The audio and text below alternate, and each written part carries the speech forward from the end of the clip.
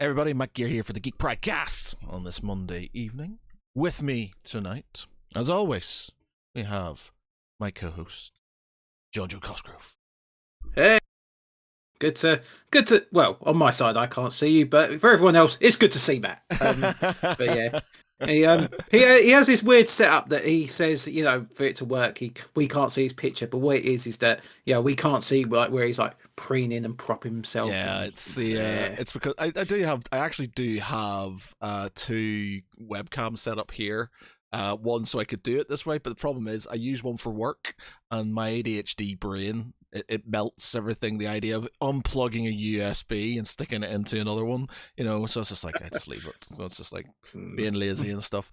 But yeah, no. Yeah, so you get the beauty angles, and I'm just like with the rubbish, 720p. It's like, yeah, we're on Discord. Beauty and the Beast. We're on Discord now because because Skype, which we've been using for many moons, no longer exists. So it's frightening. It's so scary. Something that even I was using back in college when I was doing some work, when I had to communicate with people, like communicating with tutors.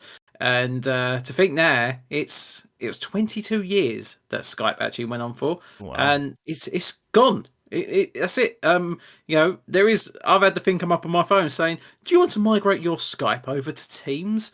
It's like, I don't want to, like that, because then it's gone. It's done forever. But it's strange. But like I say, weird.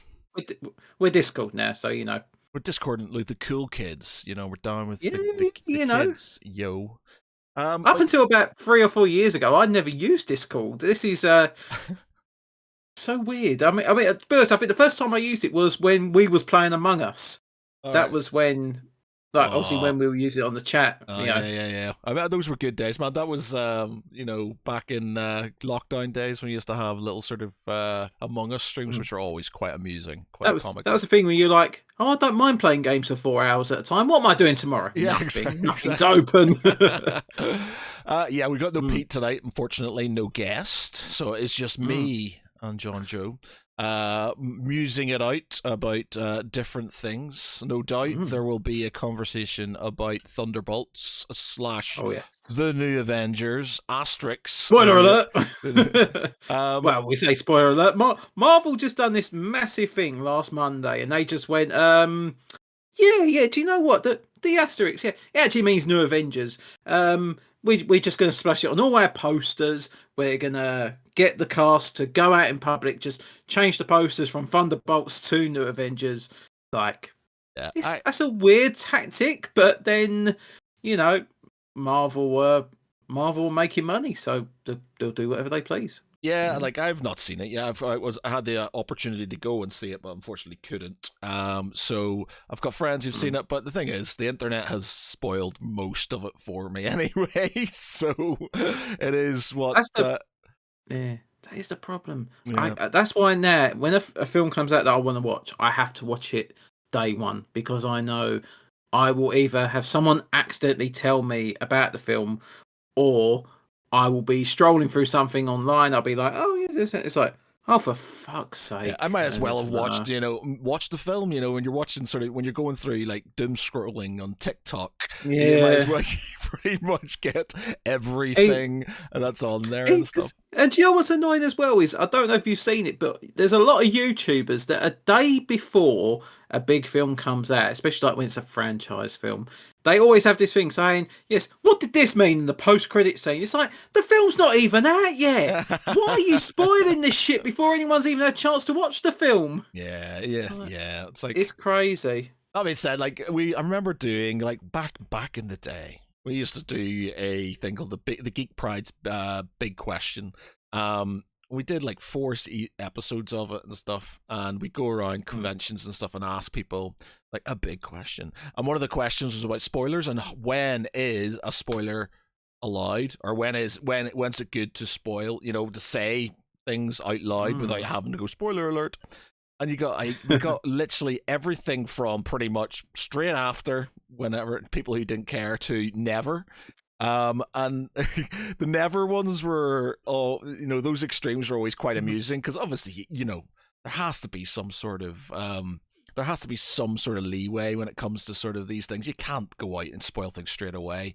That's just not good. Yeah. But on But the converse, I Mhm. am really not into this whole like people who said you should never do it. I was like, well, that means so I think my example to the I think the girl he was saying, I was like, so if somebody hasn't seen Star Wars, would you just sort of say, you wouldn't mention that Darth Vader is Luke's father, sort of thing. It's kind of gone. If you haven't watched it, in the last 40 odd, no, it's not even 40, 50 years, then is it 50 years or 60 years? Once it's 70. no. It's 1980 was when Empire Strikes Oh, Back Empire come State, out. yeah. So So 45 45 years. 45 years. So it's like, yeah, there Yeah. has to be a line there. And I think the one I sort of, me personally, sort of agreed with is when the DVD came out, when DVDs were a thing. When it hit streaming and stuff like that, I Mm. think, that's an all right place for you to sort of be less guarded. And if people haven't watched it, now I get, there was some who's like, yeah, but I'm doing this, that, and I get it.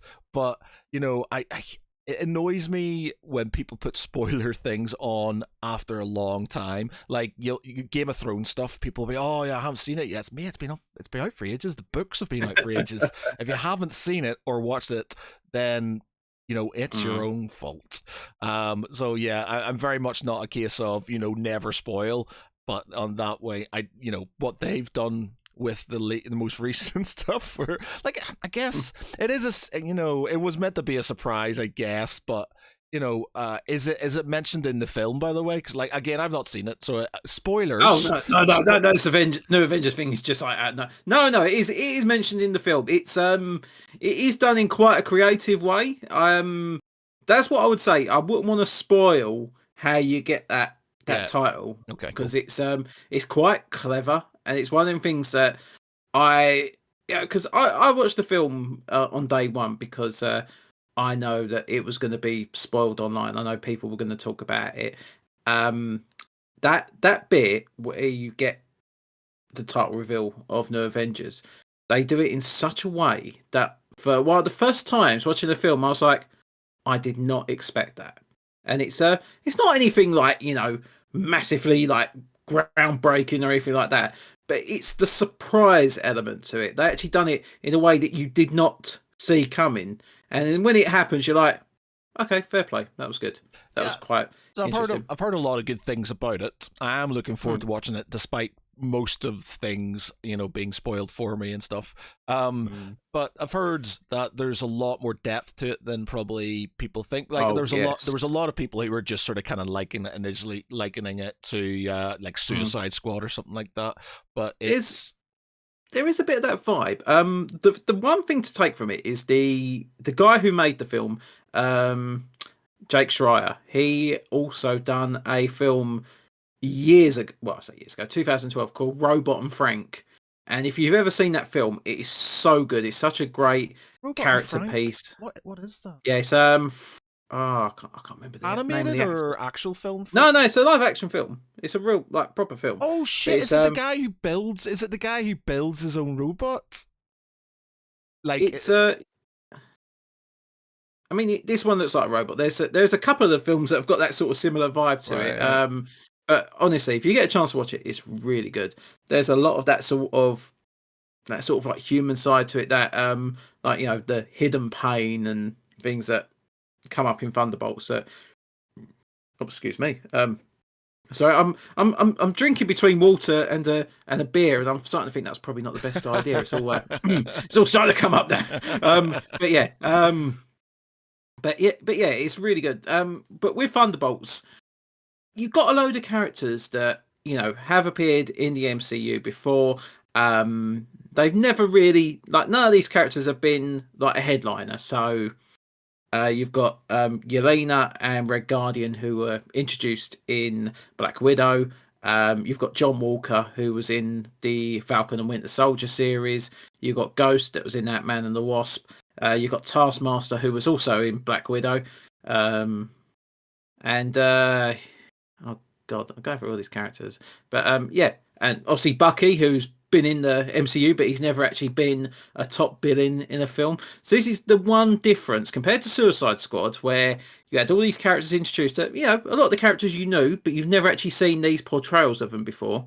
This was looking at characters that you have seen, and whereas you probably didn't think too much of them before this film, by the end of it, you're like, they are good. They're what Marvel has done really well in the last few years is giving characters a second chance, giving them that opportunity to shine. Whether it be in big or small part, it's always, for the most part, it has worked out really well. The character of the Hulk, after the whole Incredible Hulk film from 2008, that could have been it, because Edward Norton didn't want, or he didn't get asked to return, whatever it was, and then people might have gone, "Oh, there's a new actor playing Hulk, but we've only just had a new Hulk," and it worked out, and they made the Hulk this central character. You had the Inhuman series, which was pretty crap, but for Multiverse of Madness, they brought back Black Bolt, and they made him, in his small appearance, they made him stand out as a character, and probably gave him one of the best death scenes in the MCU. Which I still remember, and that was probably one of the only other times in recent MCU history that I actually went, I was not expecting that, and it was like a proper holy shit moment when Wanda just goes, "What mouth?" And he panics and he just blows his brains out. But it's so. But I like that, because it was like that borderline of horror. It's like, what can you get away with in a 12A film? That really, I guess that's quite far. I didn't. But I didn't realize. Right. So, Florence. What's her name? Gun sound. I always go gun sound because it's pew pew. Pugh. Yeah, Florence Pugh. Yeah. So Florence Pugh. I didn't realize that she was. She played Soraya in Wrestling in the Family. Wrestling. I didn't realize that was her. It just you bear in mind, I've seen her in a lot of films, and it has only just clicked to me recently that was her, and it's like, oh my god, right? Yeah, that makes sense. Yeah, she has actually got quite an extensive filmography so far. Yeah, she's got a fair few. She was in Oppenheimer as well, wasn't she? Yeah, and also Lewis Pullman. I didn't write. He's Bob in Top Gun, and then he's Bob in this. There was a great story about that, because apparently when he auditioned for the part, he actually said, "Is there any chance of changing the character's name? Because I've just played a character called Bob." And they're like, No, that's the name of the guy in the actual comics. But it's great. It's great. Imagine getting like typecast like that. You're in two massive blockbuster films. Like, I was Bob in both of them. Oh man, that would be funny. It'd be just it wouldn't be funny for him. But I think if you all the films he got from now on, he was just called Bob. It's just called Bob. That's it. Yeah. Every future film from this point. That's it. Oh god, can you imagine if he ever done a biopic and he got picked to play Robert De Niro? I'm still Bob. Bob. Yeah, you can only do films where you're called Bob. Apparently, there's a guy. God, name of the actor escapes me, but you'll know him. He's one of those actors that if he's playing a Latino gringo, not gringo's the white guy, Latino sort of gangster. He's always called Hector. And he just seems to be the same. It always seems to be the same actor. You'll know which one I'm talking about. He's sort of like bald and stuff like that. And, I think I know what you mean. I can't think of his name, but I know who you're talking about. Do you know what? And I think part of me thinks that every film, a lot of films he's in, he's just called Hector. And I'm trying to think. There's one where something goes up. Is it Bruce Almighty? In Bruce Almighty. I'm gonna have to look. You talk away because I just want to see. Is that the one when he says about like pulling the something out of his arse? He goes, well, what a coincidence, because that's today. Right, so I do. Yeah, you gotta look it up. I know who you mean, but I could not for the life of me think of the name. Somebody said it to me, and I was like, that sounds crazy enough to be actually true. So I want to see if it's actually true. But it's like years ago. When I was having a chat with a few friends, we were talking about Terminator 2, Yeah. and I said that Robert Patrick played the T-1000 in Wayne's World and also appeared in Last Action Hero, and no one believed me. They were like, "No, don't be stupid. What's that They again? must have just got." That again? Robert Patrick. Yes. Yeah, so he played the T-1000, but he also played him in Wayne's World, Oh yeah, and yeah, he he also did. Yeah, and yeah. he also appeared in Last Action Hero as well. Uh, Ever so briefly, literally, there's like 2 seconds on screen. Tom said, Noel Guglielmi, is that his name? Is that the guy called Hector? Let's see. I'm trying to look him up. See if if it's actually just bullshit. If somebody's just made it up. Oh, there he is. Noel Guglielmi. Noel. Hood. Right. It's just he's not. He's down as Hood. But you'll. This is actually. I'm gonna have to put him on screen here so you can see what people know who I'm talking about if you're watching. Yeah. But screen capture. Oh, we've got the wrong screen. Why is this screen? No, he's just put another camera angle of himself. Yeah, a minute. Let me move this out. I'll put you back on. Oh, I can't put you back on the Jonjo because I need to get the screen capture. That's right. That's right. Yes, loyal viewers of Geek Pride, I've been taken away. 1 minute. So Matt is now using his third camera to film his screen. Yeah, where is it? Where is it? Screen. Yeah, it's not that. It's not that. I'll tell you what. For anyone who's watching this right now and they're thinking, "What the hell's going on? Is there maintenance problems there?" It's like, no, we're just trying to get a picture up on the screen. It is me being.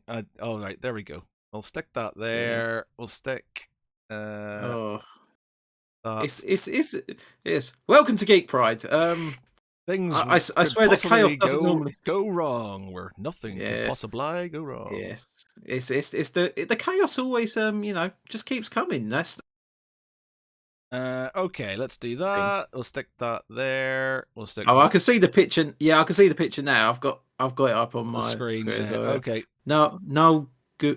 Google me. Yeah, that's the fella. Oh, good.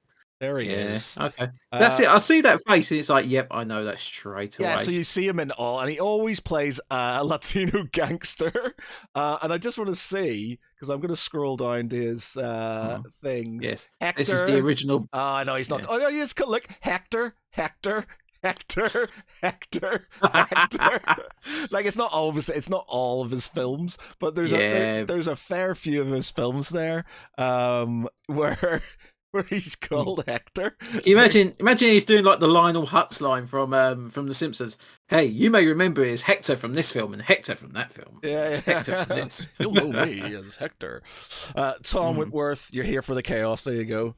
So he's Hector or Carlos pretty much 90% of the time. Yeah, how to be typecast there, you're going to be called Hector but then, or Carlos. Then what was it? Danny Trejo. There was because I think in the Spy Kids films he was also Machete before he actually had the Machete films. Really? Was I remember that rightly? I think so. I know he played Machete in something. I'm sure it was Spy Kids. He's been in some really random things. He was in an episode of like Desperate Housewives or something. I remembered like back in the day. I watch Desperate Housewives very often. Yes, you've given that away now. But he was also in. I remember he was in Brooklyn Nine-Nine as well. He was Rosa Diaz's dad. Yeah. He was. He was. Yeah, and also, only because a clip came up of it the other day, and I completely forgot about it. He was in The Flash as well. Was he in the Flash? TV series The Flash? Oh shit!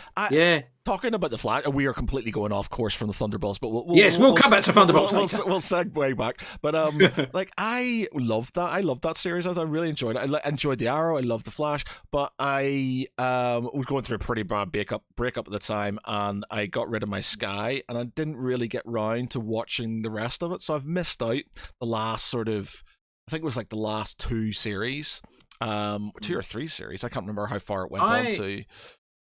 Yeah, do you know what? It was one of the things that I used to watch some shows almost religiously, and at the peak of it, if you think about it, you had Arrow, you had Flash, you had Supergirl.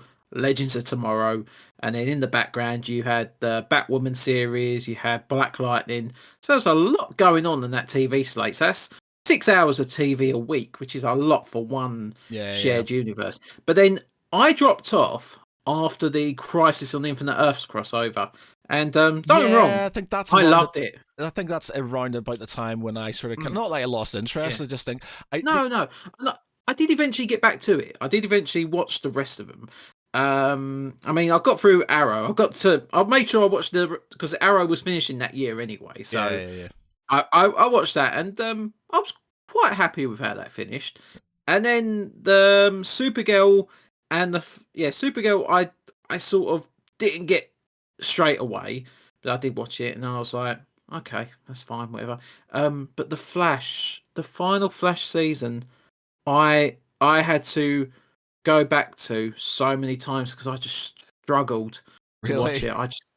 I just thought it. Don't get me wrong. I understand that the show was not, it wasn't the massive budget. It wasn't like, the greatest team of writers in the world. It was, a lot of these were like teen dramas. That's what we could understand because it was on a program that, specialized in teen dramas. They had 90210. They had all these other like silly Vampire Diaries things and all that on it. So I understood that, but the last season was just so bad. It was like they were trying to find ways to tie it together. They were trying to sort of relive the greatest hits of the Flash, and being that this show was more or less ending the Arrowverse as we knew it, I was just disappointed. I was expecting, and they got back so many actors as well. They got almost every main villain that the Flash had gone up against in that last season.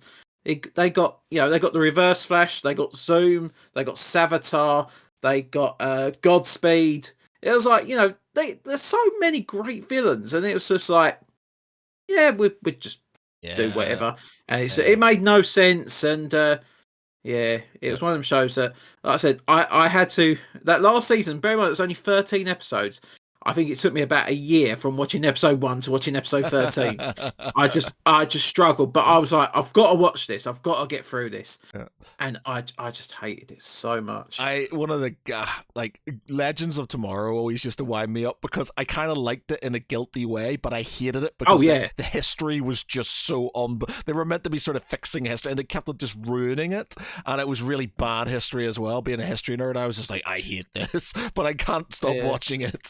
That was a guilty pleasure show. Yeah, definitely. Because it was so silly. Because be honest, it was. I'm going to use it. It was the Thunderbolts of the DC. I was going to say Arrowverse. Because it was like all these characters that had these little one shots. So they'd never been a lead. They'd been second fiddle or third fiddle to most of their series, and they're like, nah, we'll throw them together.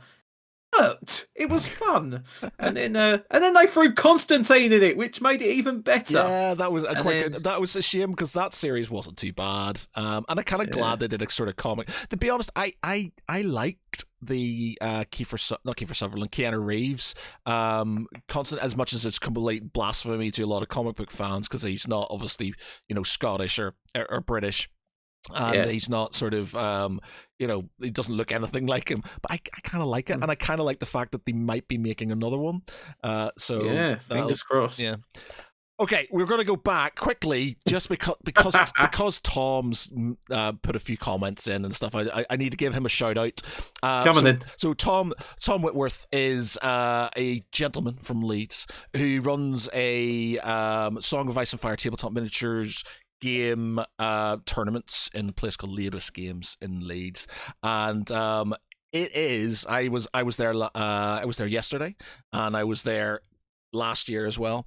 Possibly one of the best tournaments I have ever attended, both times, and just quality. People are really cool, well organized. The prize support is absolutely mind blowing for people who don't do tabletop gaming. When you do tournaments and stuff like that, generally, especially sort of the bigger ones, you first person get first place, second place, sometimes third place get something. There'll be a wooden spoon, maybe best painted and stuff like that. But everybody who goes there gets something, and it's like you just can't have a bad feeling about it and stuff. You've got this whole thing where you turn turn up, and even if you get smashed, and I got beaten twice out of 3 games and stuff, and you don't go away feeling bad because just like I'm just the money I've paid for the ticket I've got back in swag anyway and stuff. So the whole thing just his missus does some amazing sort of like sausage rolls and things like that as well. He always brings these cool things. So yeah, very good, Tom. If you're still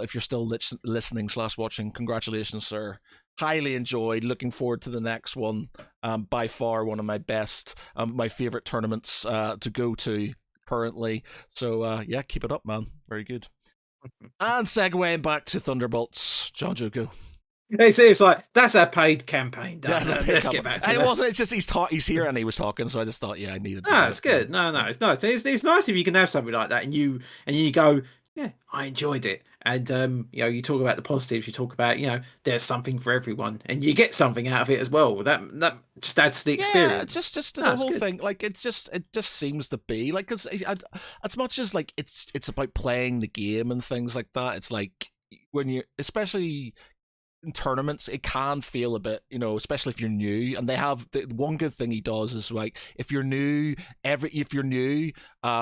everybody new gets something anyway and stuff, and there's lots of little spot prizes and things like dice and things like that. Like I got some, like if you're into your Game of Thrones, I got some Tully dice for one of my Tully lists that I did and stuff, and just because it was thematic and things and stuff like that, it's really nice little touch, and it makes you feel better about going to these things, because you can go to these, and I used to do 40k tournaments when 8th edition, 9th edition and stuff. I think I did one in 10th edition. No, I didn't do any in 10th edition. Anyway, but I used to do it, and you turn up, and yeah, you get some good games, but, if you're getting absolutely beasted by some good players and stuff like that, and you're like me, who kind of likes, who just likes what he likes and stuff like that, and, you don't really have super competitive lists, and you're getting absolutely destroyed, standing there at the end waiting for everybody else who's super good at the game to get all their prizes while you sit there feeling like a Norman, it just, it's bad. And even it was just good, you got little things just to keep you sort of, I know it's not about getting things, it helps you, especially I think if you're helping new players and things like that, get that sort of, just that good feeling and stuff like that, because it can feel bad, especially if you're beaten really badly. Some people got beaten very badly, and it's, and you will get some really, really good games. Like I had an amazing game, and my second game was just like me. It was like a mirror match, and it was just both of us playing the same thing effectively,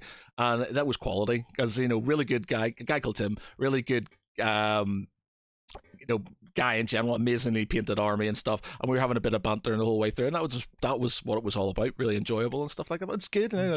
Tom pops in, here you go, Matt, here's some dice, and I'm like, fucking A, brilliant. It's like, little things like that. It's just like, it's good. I like it. It's just sort of, and I appreciate not everybody has that sort of way, but it's just yeah. Like, for me, it was it's feel good all the way around. Every part of it's just feel good. There's no there's no badness in there and stuff. But anyway, yeah, good. Sorry, I've gushed enough for you, Tom. I've gushed enough. Yes. Now back to our show. That's nice. That's nice though. It's good if you can have a shout out about something that you've genuinely enjoyed. Yeah. Because sorry, last thing, because tournaments can be daunting. So I think it helps. It helps a lot of people, especially new guys and stuff like that, to sort of be eased into it and stuff like that, because it's not as oppressive as it can be and stuff. Like you can get absolutely rolled, but you're coming out of it feeling good about it, so it's all good. And that's what it's all about, feeling good about playing games, and it is just a game in the end. That's it. That's good. No, yeah. I like that. I like the sound of that. Okay, so we had Lewis. We basically got into this massive spiral of segues from Lewis. So we was talking about So we was talking about Bob, and then was going on about Hector and Carlos, and and then we got to the Legends of Tomorrow, and that was a spiral and a half. Yeah. back to Thunderbolts. I mean, I don't want to talk too much about it in terms of like what hasn't been revealed in the trailers, what obviously isn't public knowledge yet, because there's a lot that goes on in that film. But yeah, talking about the emotional aspects and the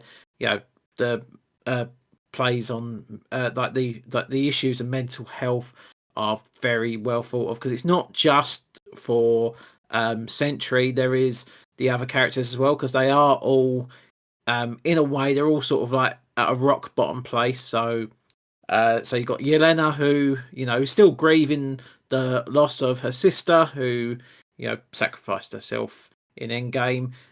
You've got Red Guardian, Alexei, who is, his family is broken up. His heyday as the Red Guardian is gone. He's struggling to get by on his own side of things. Then you've got John Walker, who, for the shortest period of time was Captain America. He was the most important person in the world, and he ends up losing everything. And it's from that point, he's just like, I just want to do something. I don't care what it is. And then when he finally starts embracing what's gone wrong with him, when he starts thinking about what he does and how it's impacted the people around him, the people closest to him, that really does strike a tone. And I was not expecting to like John Walker. I really thought US Agent was going to be the character. I was going to be like, why the hell have they put him in there? But I honestly thought, my God, you've made a character I hated into one that's really good. Fuck you, Marvel. You've done it again. How did it end in... He was in Falcon and Winter Soldier. Yeah, so I'm trying to... Because I watched it, but it's been a while. So how did it end with him? Because he takes the super serum. Yeah. And then that's when he kills the Flag Smasher with the shield. He's then stripped of the title of Captain America. And then it is Valentina Allegra de Fontaine, as played by Julia Louis-Dreyfus. She hires him as one of her agents. And same as she done with Yelena. Same as she done with Ghost and Taskmaster.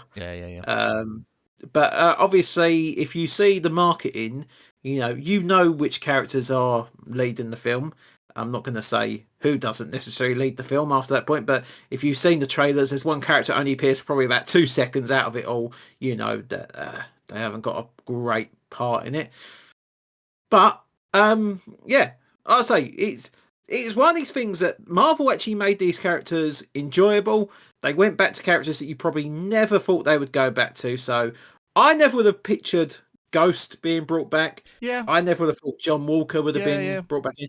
And I always thought Yelena was going to come back because Florence Pugh is great in the part, but I did not think that David Harbour would return as Red Guardian. And they make these characters really good. And the way I could describe it is, for a lot of people that watched the Avengers in 2012, they were looking at characters that they probably did not really recognise. Apart from the Hulk, who was obviously, a character that was on TV since the 60s. And then you've got, characters like Thor and Captain America may not have been that well known around the world. And Iron Man was even seen as a gimmicky character. These were, almost like offshoots that Marvel had. They couldn't have Spider-Man, they couldn't have X-Men. There was so many characters that they did not have access to, but they made them popular. They made them successful. And that's what it feels like they've done with Thunderbolts. They took characters that were not necessarily that popular, especially in the MCU. They didn't really have anything major that made them stand out, but this film actually gives them that starring role. And at the beginning of the film, you'd be thinking, how are you going to make a film with these guys? How are you going to make something that's, going to grip you? And by the end of the movie, I just went, I was wrong. They did it. They made a really good film. I think with lesser known characters or ones that are generally just sort of in the supporting characters, I think there's less expectations with them, and therefore when it's done properly, it makes it all the better. A more of a success. And like I am like my friends who went to see it, they give it. He has this weird sort of. This is another not a segue, but there's a bit of a weird. Yeah, he has this weird. He has this weird sort of rating system, where it's carrots. Oh, don't tell me it's like 9 thumbs up or something. No, like that. Right. It's even weirder, man. Okay, right. It's carrots, right? And how many carrots do you think is a good film? But Is it up to 24 carats? No, it's not. That would make that would have made sense. That would make sense. Yeah. Do you know what his rating system is? And it's in one of the groups we're in. I've tried to change it to potatoes. I've had many revolutionary moments where I've tried to move it to potatoes and he won't have it. So it's carrots, and it's a 2-carat system. It's a 2-carat system. It's basically. I was expecting you were going to say 50 or 100. But in his madness, it kind of makes sense in a certain way. In that it's 2 carats, it's fucking good. Yeah, 1 carat is it was all right, or I'm not sure, and then just no carats is not worth it, sort of thing. So so it's got this sort of it was shit, it's all right, it's great, and that's it. There's no sort of in between. It's just that, and he sticks by it, and it's just 2 carats, and it's just all right, fine. Kind of makes sense. You know what? The next time I see a film and I like it, I'm just gonna turn around and go, yeah, that's 2 carats. 2 carats, yeah. No. And it's it. So Mike Barton, my good friend. So I was gonna say, I'm glad we've not name dropped him in case he thinks, why are you telling him about my system? But no, it's all right, because he slags me up, because we've got this sort of fantasy. We do this fantasy gaming draft, so it's like fantasy football, but you're drafting computer games and stuff, and see which one, and depending on their rating, sees how good they get. But I get slagged off. He does a roundup podcast for the group on it, and they're always slagging me off because I stupidly, at the time I thought I was being really smart, because I stupidly because you can do counter picks, and if you get a counter pick and it fails for the other person, they take points off them, or it means that you can get more points because it's gone badly. And I was going for the fact that I thought the new Doom wasn't going to come out. I thought they would, it's going to get delayed, and it didn't. So my points just went boom, and they keep on slagging me off. But it's because of that, and because I picked a game called Tales from the Shire, which is basically a Lord of the Rings cutesy game. Not that it's not a sort of game that I would play, but the method of my madness was that people love shit like that, and people love Lord of the Rings. So I thought it's going to do well, and they're perpetually slagging me off on their little podcast. So I've name dropped them with his stupidly but slightly good 2-carat system on there.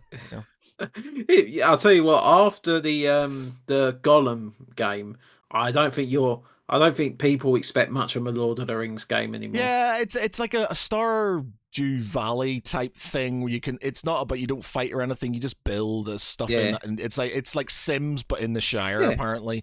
Just using the IP. Yeah, so I'm just hoping it does. Part of me really hopes it does amazingly well, and then I'm going to demand to go on this podcast and insist that he talks about it.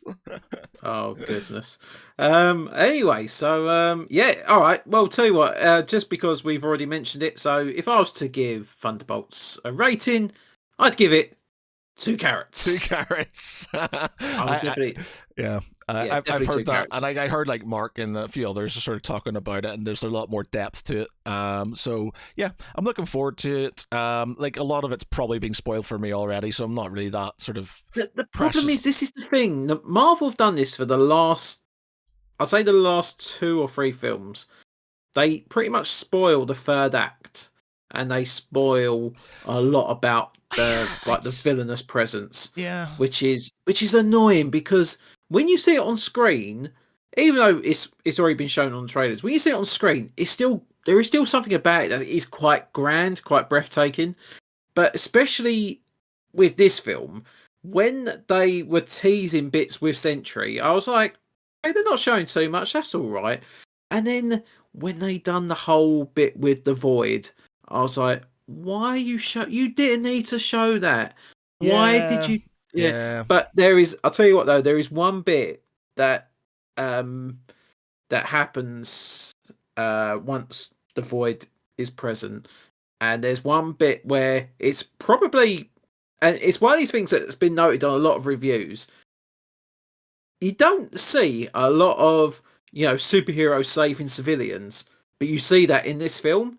You see it in the trailers as well. So you see the truck that's rolling down the road, and Bucky sort of blocks it out of the way, and it goes flying. And you got the other characters that are saving people from debris falling. And it was quite refreshing to actually see, superheroes actually saving people. Yeah, instead of smashing through and buildings knocking and then 7 shades of shit out of each other. Yeah. But there is one bit, there's one very heroic bit from Red Guardian that is really good. And like it's almost like heartwarming. And then within like a split second, something happens and you just go, oh fuck. Like, it's one of them bits that honestly, it's very rare for you to actually go, wow, okay, I was not expecting that. And I like that in a film. And I like that Thunderbolts actually gave me so much. It gave me moments that I was not expecting, gave me great character development, gave me some truly good laughs, actually, compared to, I mean, Deadpool Wolverine, I found really funny. Yeah. But I would not see that as a serious Marvel film. It was a silly film. It was fun. There was some good beats to it, but I would not class that as a... It's definitely not in my top 5 or top 10 MCU films. And bear in mind, there's 36 films now. Okay. So yeah, that's a high bar to reach. Then they need to build up to obviously Doomsday and stuff coming out. And we've only got one film before Doomsday now. What's the next film? Fantastic Four. Oh shit! Yeah, of course. Yeah. There's a lot riding on that now that they've got to effectively establish Doctor Doom and then lead him into Doomsday, which it can be done. The first Thor movie introduced Loki, and he was end up like being the main villain, but it was more like the secondary villain for the most part. And then they gave him the Avengers, which was the next film. Well, one of the next films. And I think it's going to be good. I think they're putting a lot into this film. You can see from the casting, they've put a hell of a lot of faith in the X-Men side of the franchise. They're definitely going to play about with this idea of multiversal incursions, which has been teased in certain projects, but has not been fully fulfilled. And there's even a little bit of a hint at the end of Thunderbolts as well. There is a bit of a tease over what's to come. Apparently, a bit that was actually shot for Avengers Doomsday that was used in Thunderbolts. Okay, interesting. Maybe. Is there only the one after? No, there is a mid-credit and a post-credit. Okay, cool. All right. The mid-credit is I've had the end one sort of ruined for me already. Oh yeah. That's what I'm saying. There's so many YouTubers that go, yes, what did this mean at the end of the film? It's don't put that shit out there. Problem with doom scrolling on TikTok and stuff like that, it just comes up and you're like, I just got everything there. That's my own fault. And the problem is as well, it's where films come out like in a staggered schedule. So I think Australia and a lot of Asia had the film out on Wednesday the 30th of April, and then we had it on the 1st of May, and then America got it on the 2nd of May. So the film, before it came to America, it had already been out in the world for 2 days. All right. And so people have probably been like, getting copies of it, trying to film bits from the cinema, and then going, oh yes, have you seen this? Have you seen what happens in this film? No, because it ain't out anywhere else in the world. No one's seen it yet. But yeah, it's you can't avoid spoilers anymore. Yeah, it just annoys me that the trailers these days as well. It's like there's no, a lot of them just give everything away, and it's just like somebody mentioned the most recent Captain America: Brave New World, which I don't mind the fact that they had the Red Hulk in that and stuff, because it didn't really change a lot. It didn't ruin anything, because I think that was sort of understood. But it gave a lot. That's the thing. A lot of them trailers gave a lot of what happened in that end part of the film, and that was the disappointing part. Because I was watching them trailers thinking, surely this must be like Act 2, and then Act 3 will be something else. It's like, oh no, that's Act 3. That's Red Hulk versus Captain America is Act 3. Yeah. Right, okay. But things that haven't been spoiled for me, and I haven't watched them yet, because I'm, as you know, Jon Jo, Rogue One / Andor are some of my favorite Star Wars things have ever gone on. And the most recent I've kept away from, I basically am going to binge Andor from start to finish. Have you not seen any of Andor yet? I don't want to. I want to, because it'll annoy me. I just want to watch it, because the last time I did the same thing, like, for those who are listening and don't know, we've had many podcasts where I have basically pontificated about how Rogue One is the best Star Wars story that has been written, bar none. I'm sure a lot of people will argue against me, but that's my point. Better than Empire. I did a. I'm trying not to say anything. I did an article about it called Better Than Empire, and but unfortunately not a lot of traction because people obviously don't agree with me. But anyway, but Andor was absolutely phenomenal, and I watched that start to finish. And when this one comes out, it's out now. I just want to watch it from start to finish and just go through it all and stuff, enjoy it. So yeah. So as we're recording this podcast, we are about a day and a half away from episode 10, 11, and 12 of Andor, which will be the series finale. I watched episode 8 just before the podcast, and I wasn't spoiled by it beforehand, but I saw people saying about how good it was, how highly rated it was, and apparently it's within the top 10 episodes of TV, like in terms of highest rated on IMDb as of now. And so I was like, right, okay, I need to watch episode 8 now. And I was astounded at how much I enjoyed that episode. Yeah, it's real, man. Andor and Rogue One. It's real. It's real. And the thing is, I didn't know this until a little while after I watched season 1. That the guy that created this, Tony Gilroy, he wrote the Bourne Identity and Supremacy for the screen. So he done the screenplays for them. And do you know what? Them 2 Bourne films are bloody excellent. And you can see bits and pieces, especially in that first season of Jason Bourne. There is certain elements that do bleed into it. But this series, I don't want to say anything because I know you're going to watch through it all. But series 2, it's a very different approach to what season 1 had. It is a different beast. Okay. It feels a bit more.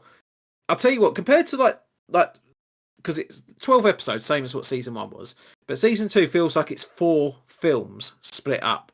So episode 1, 2, and 3 was one story. 4, 5, and 6 was another. 7, 8, and 9 is its own, and then 10, 11, 12 will be another story as well.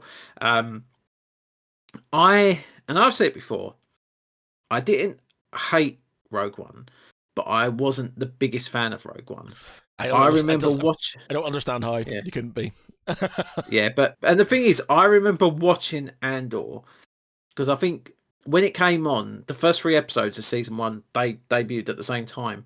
And I remember watching episode 1 and 2, and I was like, I'm feeling really bored. I'm not really getting anything out of this.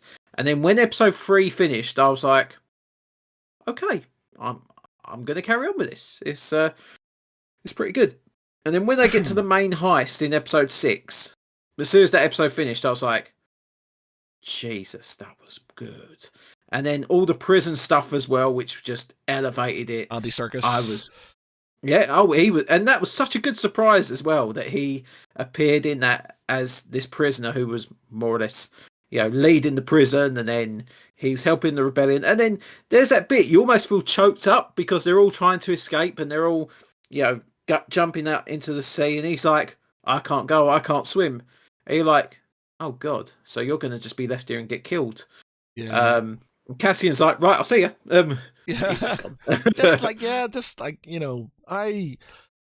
For me, like, as much as I grew up on Star Wars, and you got the space wizards, and you've got the Force and things, and it's bombastic, and it's amazing. And my dog's barking. Bertha won't let me shout my wife.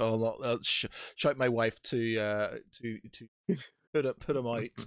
I will mute myself on here, and mute myself on here, so I'm not shouting. And he's making the shouting noise as as you may be able to see. It just looks like he's going, move. I don't know what he's saying. I can't lip read, and plus the picture I'm seeing on my phone is about a 20-second delay. So for all I know, he could just be saying, "Yep, I've had enough of this podcast now. Yeah. Oh, he's winding me up. He's told me he doesn't like Rogue One, so I'm going to cut him off now." Oh, that's right. My a-hole dog sitting at the back of the door, barking, whimpering because he's not getting his He's not getting. You can hear him now. My missus is playing her game, I think, so that's why she's not doing it. So he's going to sit here and bark because both of us won't go and get. Yeah, both busy. Let him out. But yeah, just I growing up with not growing up with Star Wars, obviously. It's I loved it. I had all the toys. I remember one of my first memories going to the cinema was going to watch like Return of the Jedi. I actually even think it was like a marathon where they were playing all three with my dad, because I just remember being really uncomfortable in these little dungarees that I was in. But I was there with my dad watching it and stuff, and so I loved it. But for me, Rogue One, and then what Andor brought with it, was that darker edge to the Star Wars universe, which, you Star Wars, you got this like things here, whiter than white. It was black versus white, and then dark versus day sort of thing. It was just like just there was no in between. There was no gray area in there and stuff. It was literally just good guys versus bad guys, and there's nothing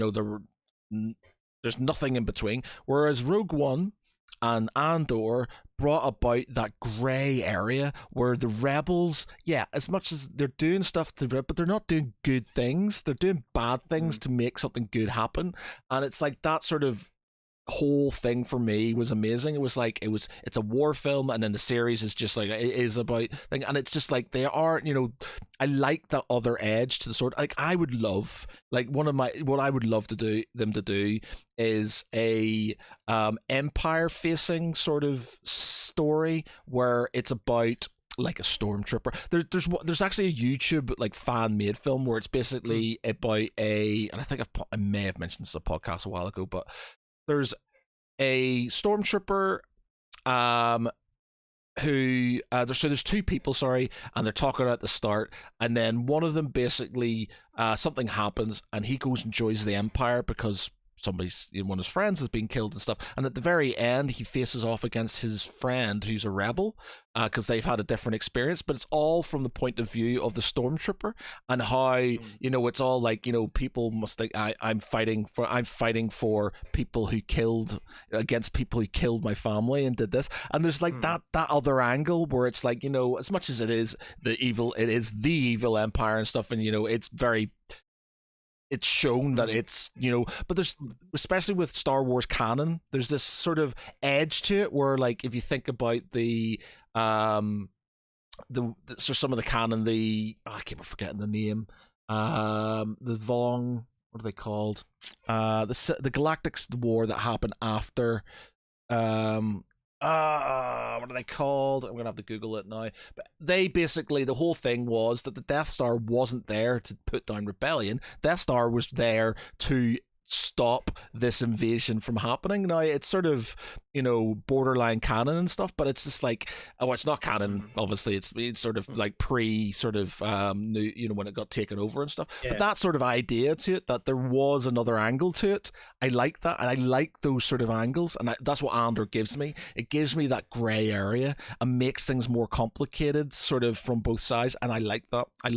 What it makes it's not the good guys versus bad guys. It's basically gray people sort of dealing with the situation and having to do shitty things for good things to happen, and I like that. I think with Andor, it's one of them shows that I remember when it got announced, and a lot of people were going, why are you doing a series on this character?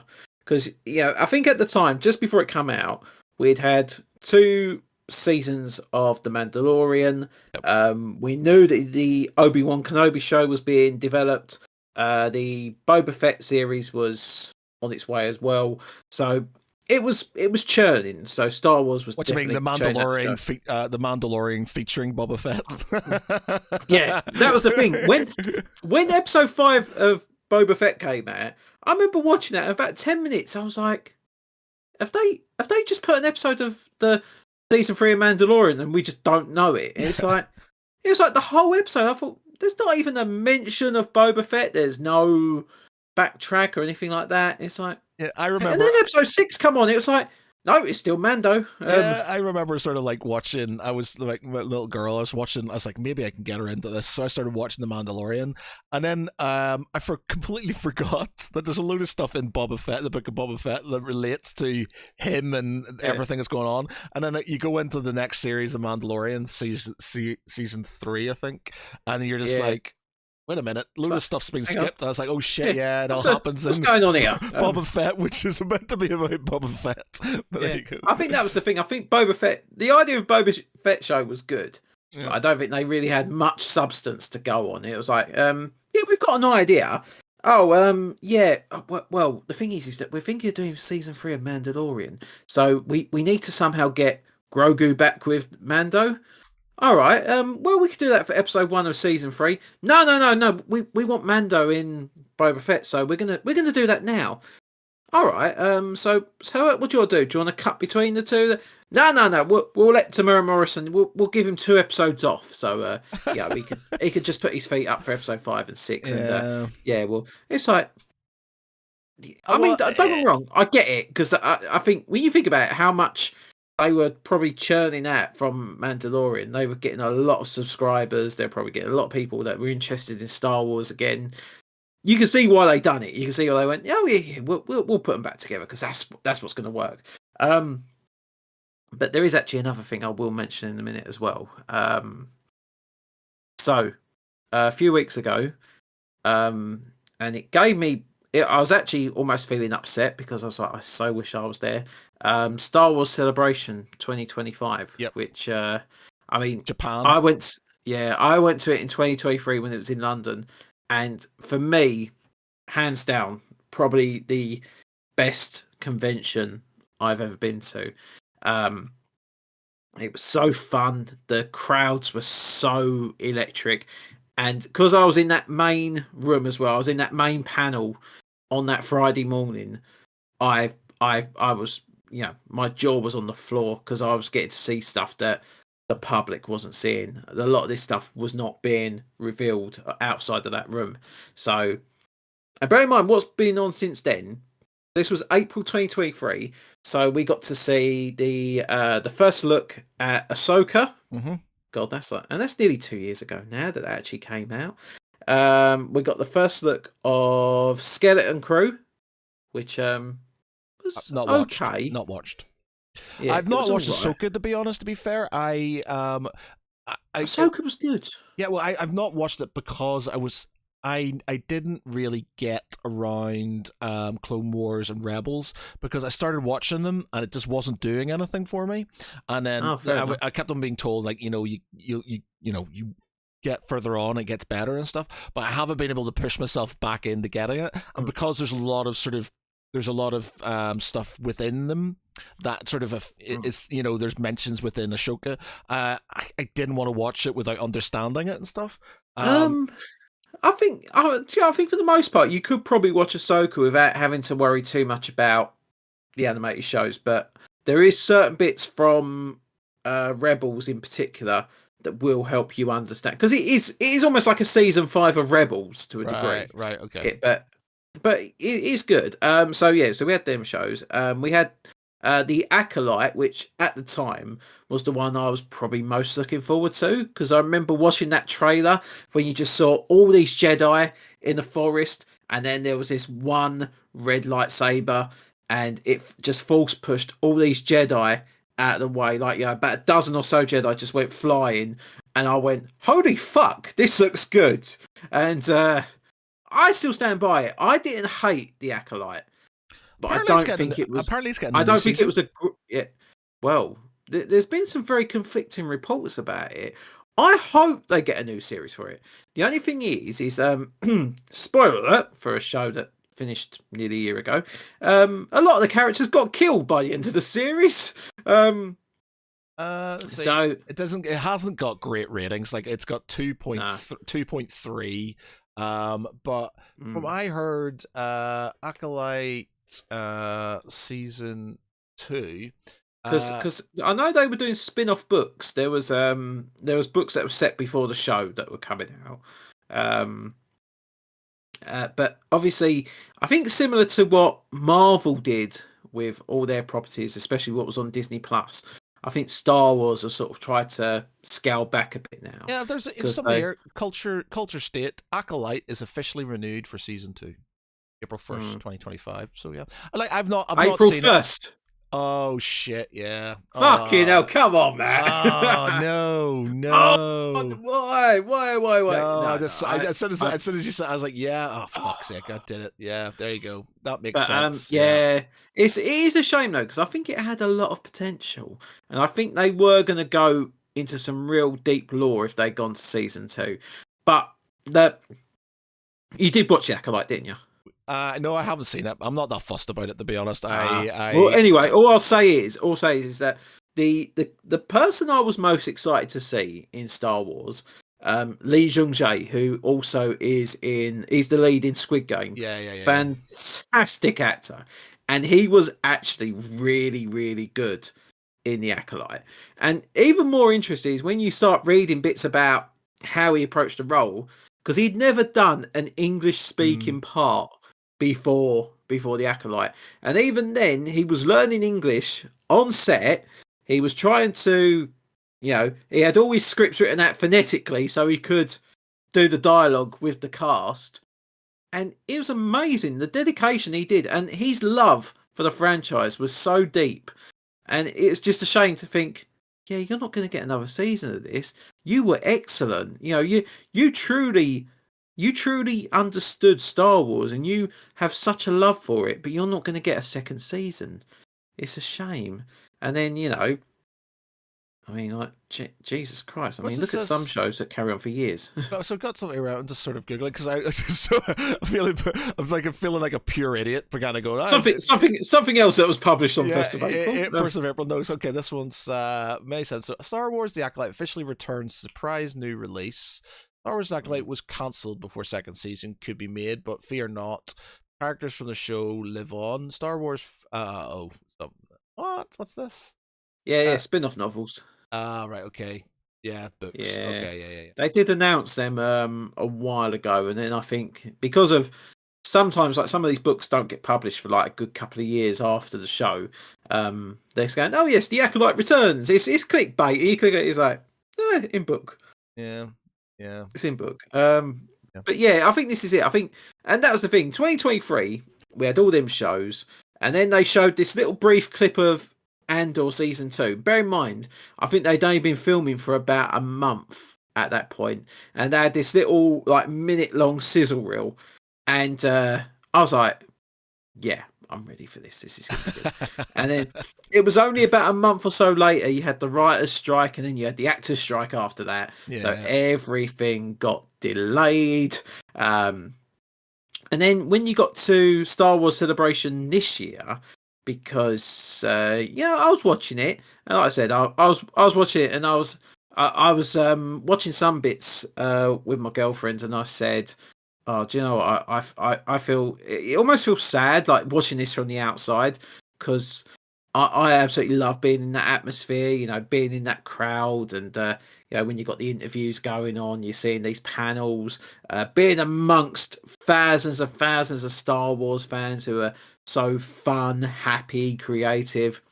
And I was like, oh, I really missed this. This was so good. I really wish I'd gone there.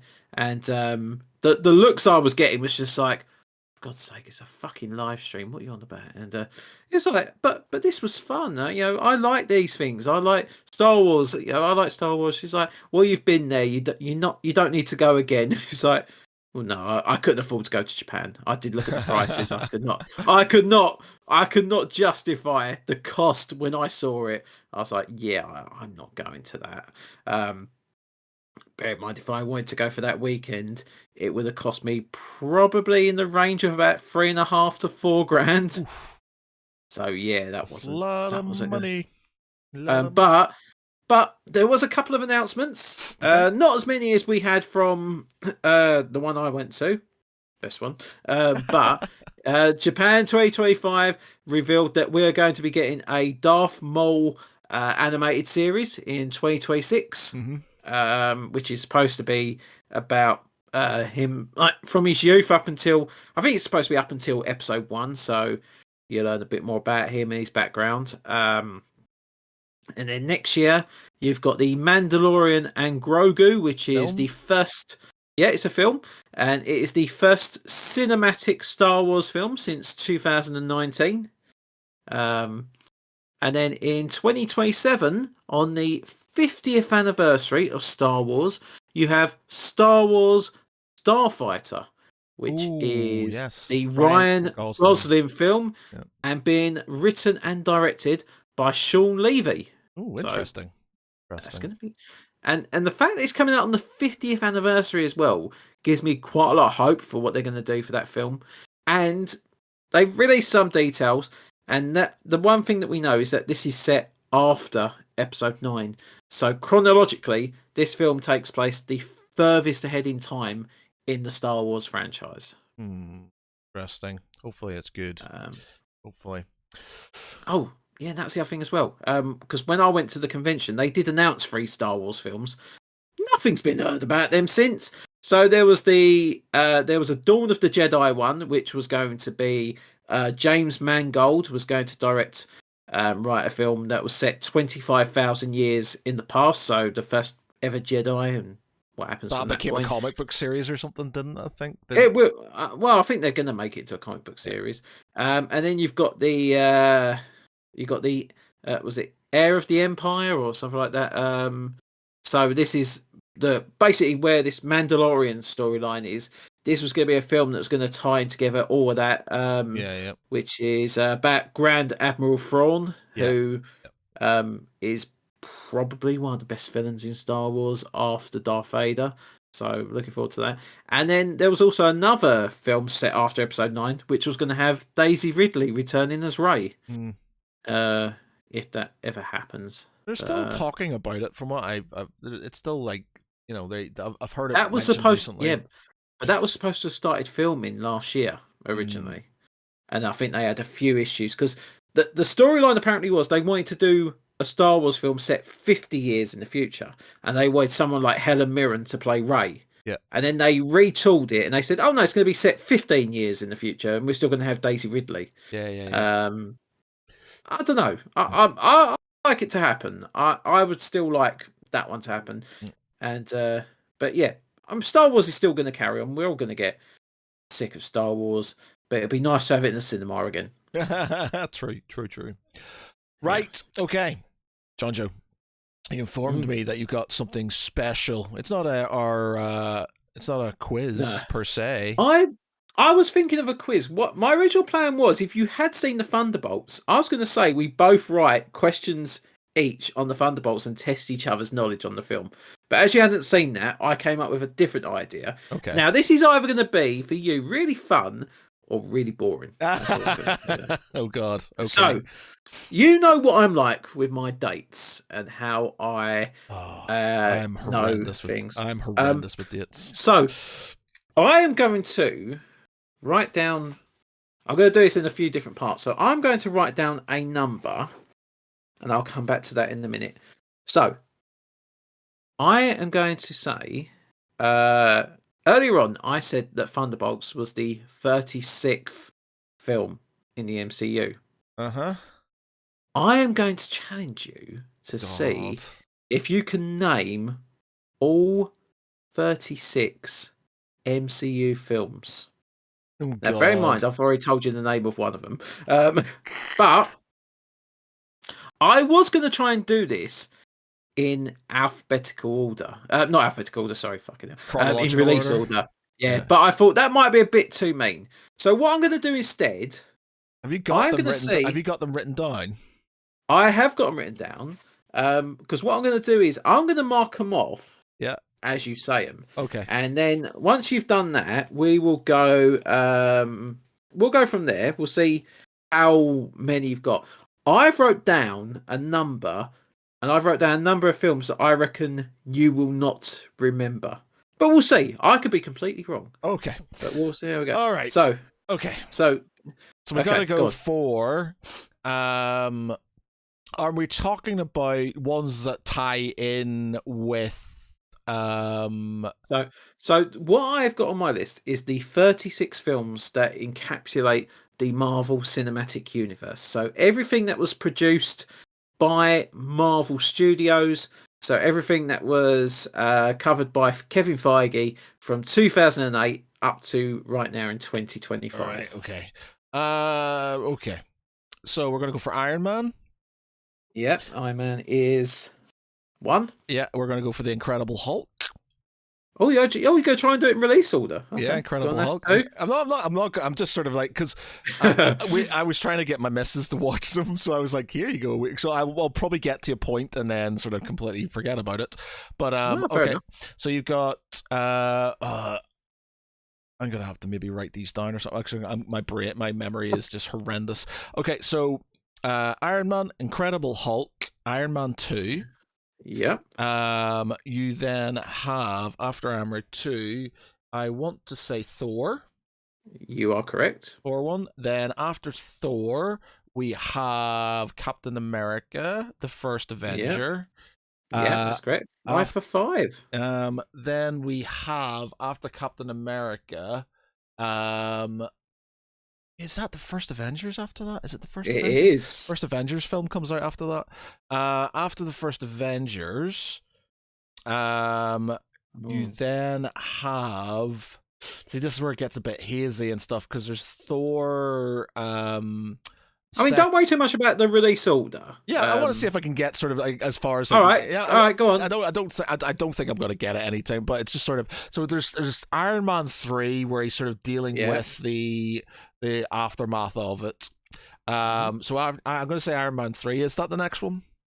That is the next one. Iron Man 3. Then you got Thor 2, which I can't remember. That sort of. Oh, that's fine. No, you still got in the right order. Yeah. Yeah. Thor 2. After Thor 2, how many have I got so far? What is that? So we are at 8 films. 8. Okay, so I've got what? 24 to go. You've got 28 films to go. Oh god, 28 films to go. Okay, right. So we've got. Come on, you can do this. So we had. I'll give you a hint. So you've done so far 2008 to 2013. You're now about to start 2014, and there were 2 films out in that year. Okay. One was a sequel, and one was a first. Okay, so it was Thor was the last one I said, wasn't it? One was a sequel. Oh, was it Captain America Winter Soldier? It was indeed. Captain America Winter Soldier, which was awesome. Then you had Doctor Strange. It wasn't the next one, but I will mark that off the list. Yeah. I was just about to say I might actually have a visual aid for the one you missed, but that'll give it away. Okay. Actually, no, Joe, let's try it. Because I've got a few visual aids. So if I said I have a Walkman. Oh, Guardians of the Galaxy. Shit. Yeah. You know, I completely forgot about Guardians of the Galaxy. Yeah, you're right. Yep. Was that so Guardians of the Galaxy? So after Guardians, that was after Winter Soldier. After Winter Soldier, Guardians of the Galaxy. Then was it Doctor Strange? I kind of want to... No, you're still missing 3 films between Guardians of the Galaxy and Doctor Strange. 3 films of Guardians of the Galaxy and Doctor Strange. It's going to be annoying. I'm not going to get. Okay, I'm just going to start because I don't think I'm going to get in them in any. No, go on. Just name them. Just name them. Okay, so Guardians of the Galaxy 1, 2, and 3. So Guardians of the Galaxy 1, 2, and Guardians of the Galaxy 3. Yep. We have Doctor Strange. We have Doctor Strange Madness in the Multiverse.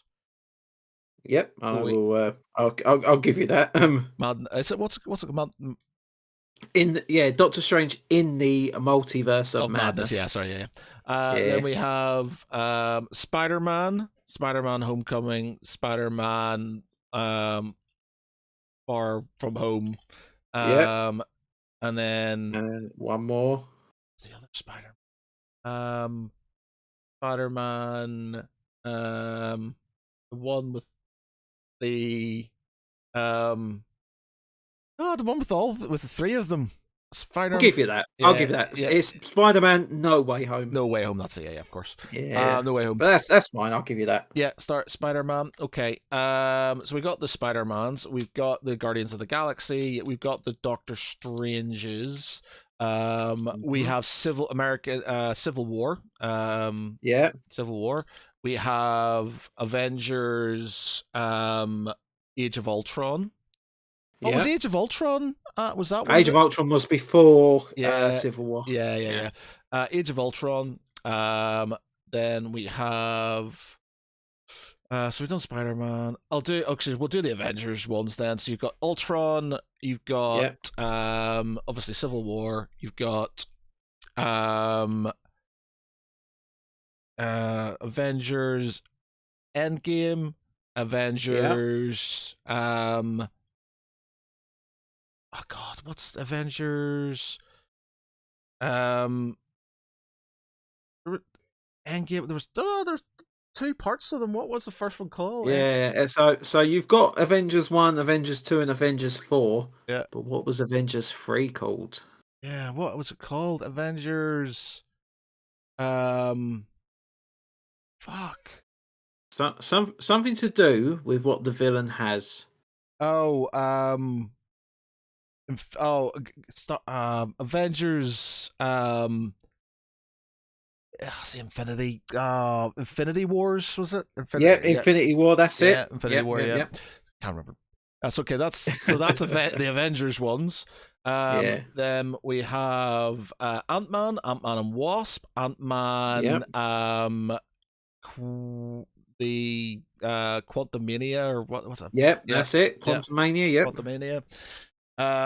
We have the Eternals. We have Shang-Chi. Yeah. We have trying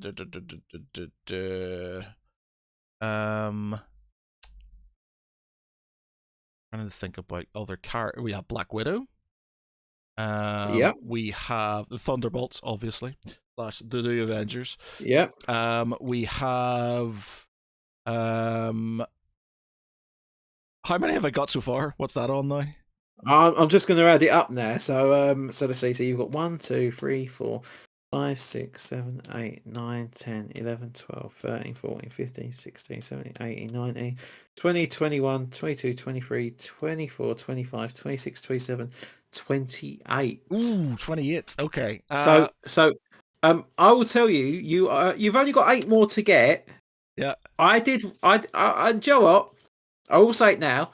I guessed that you wouldn't be able to guess 8 of them, and there's 8 left at the moment. So let's see how you do. Interesting. Okay, so we've done Shang-Chi, we've done Eternals. We have got the Marvels. Yeah.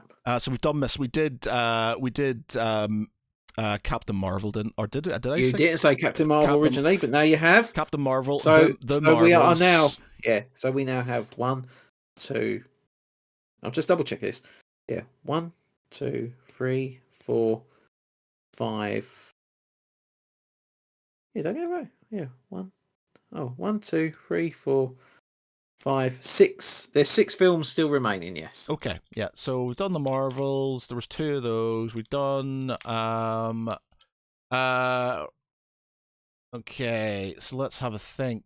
No, that's a series, so that's not going to be. This is making for exciting podcast material. Yeah. So let's think. You got. Right.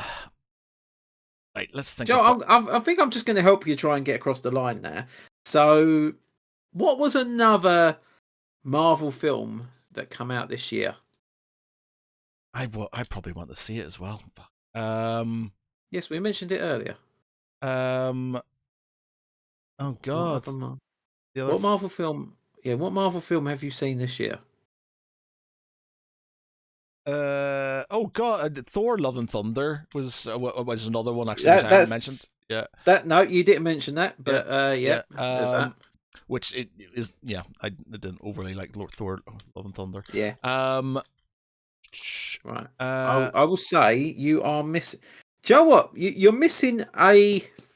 Let's see, one, two. I'll tell you what you're missing at the moment. So you're missing two film sequels. You're missing a film and its sequel, and another MCU film. element sequel. So what did I see this year? Recent. What have I? So there was a sequel from this year that you've seen.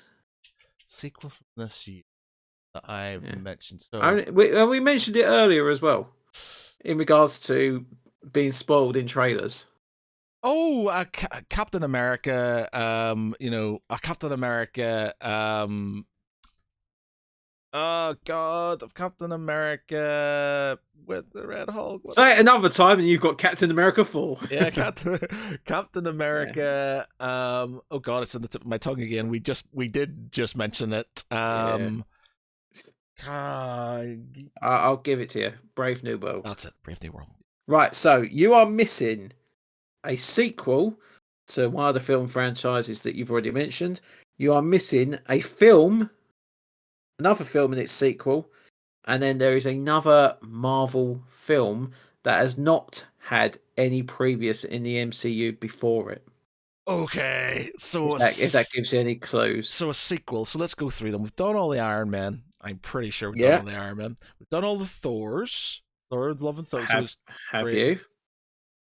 Have I done all the Thors? What Thor? You told me four. You told me four. To the Dark World, and you told me four Love and Thunder.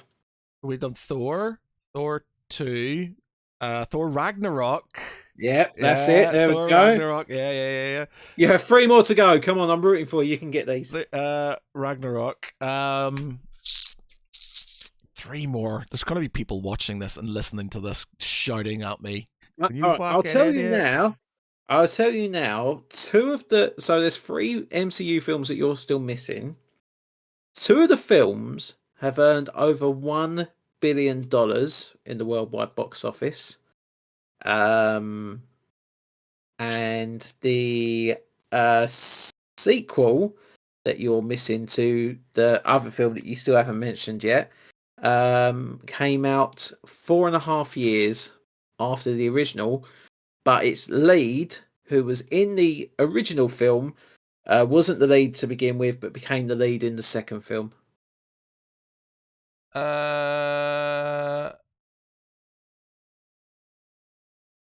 I talked? Is Deadpool counted as Deadpool and Wolverine is an MCU film. Yeah, it was the only MCU film of last year. Yeah, MCU. So there is a film and its sequel you've still not mentioned yet. A film and its sequel that I've not mentioned.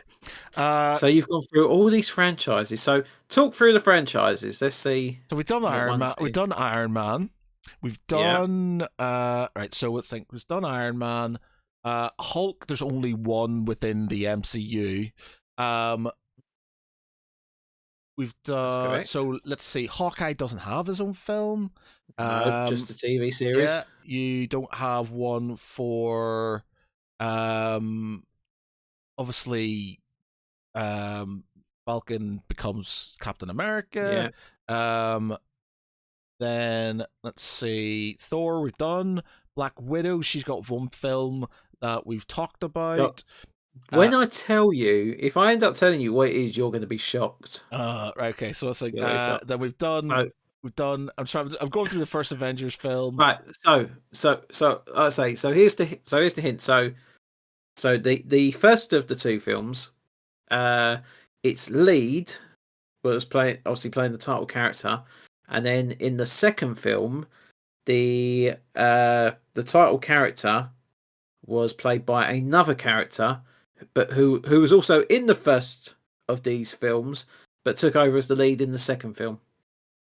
God, this is gonna perplex me slightly. So they were in the first. They were in both films, but they played different roles in the films. Is that what you're saying? So the lead in the first film, does not appear in the second film, but the lead in the second film was in the first, but takes over the mantle in the second movie. Oh god, this is going to really. It's going And to be. and I will say, still to date, the sequel of these two films is still the only film that my girlfriend has actually seen of the Marvel Cinematic Universe. Bit of a random fact, but yeah. All right. Okay, let me think about it. So it's not Hulk, it's not Black Widow, it's not Iron Man, it's not Hawkeye, it's not Thor. I was just thinking how I could. I'm trying not to give the answer, but I'm trying to think of like ways of getting around it. No. If I was Give me a. You right, throw me another hint. do you remember about a month or so ago we had the reveal of all the chairs, so all the cast members that are going to be in Avengers Doomsday. Yes. So the lead of the sequel of this film, another supporting character that was in both of these films is also going to be in Avengers Doomsday, and the villain of the sequel is also going to be in Avengers Doomsday. I've drawn a blank. I'm sort of looking at. I've got that image of the seats, and I've completely drawn a blank. It's going to really annoy me, especially. I guarantee you, I'll go. Oh, I can't fucking believe that. Yeah, and like I say, and I will say as well, they are both really good films in the MCU as well. Okay. They are. All right, you're gonna have to give me a. I'll give. I'm gonna give you a couple more clues. Yeah, okay. So I'm not gonna say who wrote and directed it, but they were both written and directed by the same person, and he has a frequent collaborator that he made a brand new film with, a non-Marvel film that came out this year and has been one of the biggest films of 2025 so far. So this director, he's come out with one of the biggest films of 2025, and its lead actor was in both the first film and its sequel only in a small part in the sequel, but he was in both films. Oh, it's going to really annoy me now. And I will say as well that this actor has been a lead in a fair few of this director's films. So he's in and out of the MCU. He's in the there's the main character isn't the main character in the second one. Yeah. So yeah, the main character from the first one is not in the second one at all. Let me have a think. I don't want to elaborate further because I'm sure I could probably say one thing and that'll give it away. Okay. Get my clue. Are these characters in any of the Avengers films? So I will tell you that the. Oh, I know. Ignore me.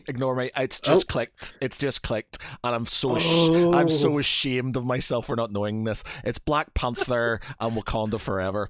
It is indeed. I can't believe it. I can't believe it. Yeah. Of course. Yeah. I was really thinking of clues that I could give without actually telling you the answer. Yeah, it was when I said that, when I said it to myself, and then I was just like, and then it just sort of clicked, and I just went, "Oh, right, yeah, of course, yeah." Because the pre-production for Black Panther 2 was happening just as lockdown had first happened, and Chadwick Boseman sadly passed away in August of 2020. Yeah. So the film ended up being in dedication to him. Yeah. I was just there. How is the main character not in the second? And I just couldn't. Yeah. Just clicked. That was it. Yeah. But all I'll say is, and obviously, as I said, and it's weird that it's the sequel to that film is the only one that my girlfriend has actually ever watched of the MCU. Because I can't remember what it was. We were talking about like the films when they were coming out, and she saw it advertised and went, "I wouldn't mind seeing that." I went, "But you haven't seen any of the 20 odd other films that preceded it." It's like, "No, I'll be all right with it." And she enjoyed it. I had to explain a few bits. So I had to say, yeah, the guy they're having the funeral for, he was the lead in the first film. He's unfortunately passed in real life, so he's not appearing in this movie at all. And then when the dream sequence happens with Killmonger, I had to sort of explain, yeah, he's in the first film. He died in the first film. He's not the fella that died. He died in the film. He hasn't actually died in real life. And it's like, this is getting very complicated. But it was like, to be fair, I probably had to explain less than I was expecting. I thought I was going to have to really give a lot of information. And then when I was trying to explain to her about Namor, I said, oh, he basically is he's like a god of the sea. He's a very powerful mutant. And she went, what, like X-Men? I was like, yeah, like X-Men. Yeah, you, how the fuck did you know that? To be fair, the only other superhero film that I know she's ever watched is the Dark Phoenix film, which is not a great film to have as a baseline.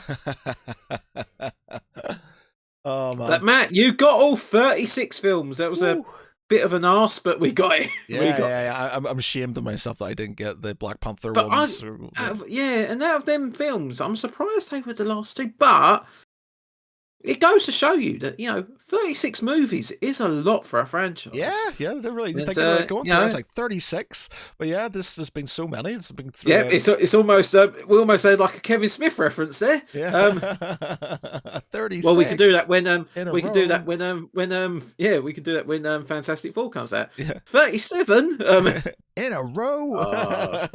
I'm definitely making that joke when that comes out, and nobody that I know really is going to understand that apart from in our Geek Pride group. Yeah.